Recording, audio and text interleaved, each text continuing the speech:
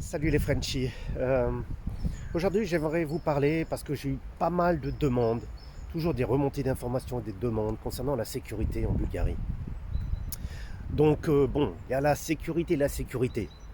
Je vais pas vous dire que la Bulgarie, c'est comme Dubaï, par exemple, hein, où vraiment il y a une sécurité pratiquement absolue, il y a des caméras partout, vous pouvez vous faire virer du pays à la moindre petite infraction, etc.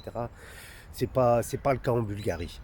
Euh, Par contre, bon, ça dépend de ce qu'on entend par sécurité. Il y a des choses vraiment qui n'existent pas en Bulgarie. Par exemple, le carjacking, comme on voit, hein, les gens qui regardent à travers les voitures et puis qui volent comme ça à l'arraché. Ça, j'en ai jamais entendu parler. Franchement, je pense que cette mode, parce que souvent c'est des effets de mode, ça n'existe pas ici, hein. Pareil, la violence envers les personnes directement. Donc comme on en entend régulièrement parler en France, où il y a quatre mecs qui s'acharnent sur un pour lui piquer son téléphone en sortie de boîte de nuit, etc., etc.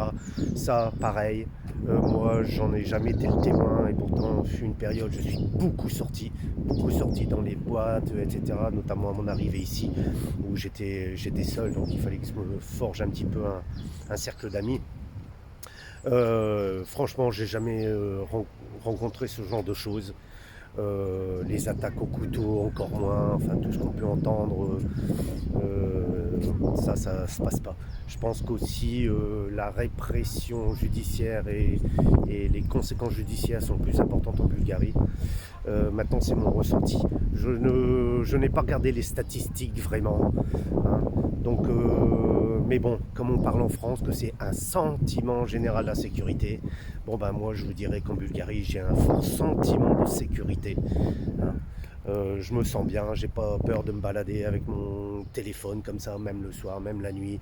Les filles, elles se sentent en sécurité. D'ailleurs, elles sortent pas mal entre filles à se faire des soirées et elles se font pas emmerder ou alors à la rigueur un peu draguer.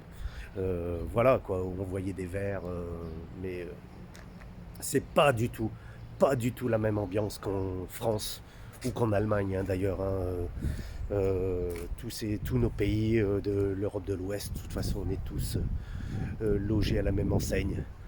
Donc voilà, je dis en termes de sécurité, alors il peut y avoir des vols, certainement. Je pense que si vous laissez votre téléphone comme ça à la vue de tous, ou vous le laissez sans surveillance, certainement il peut être volé, hein.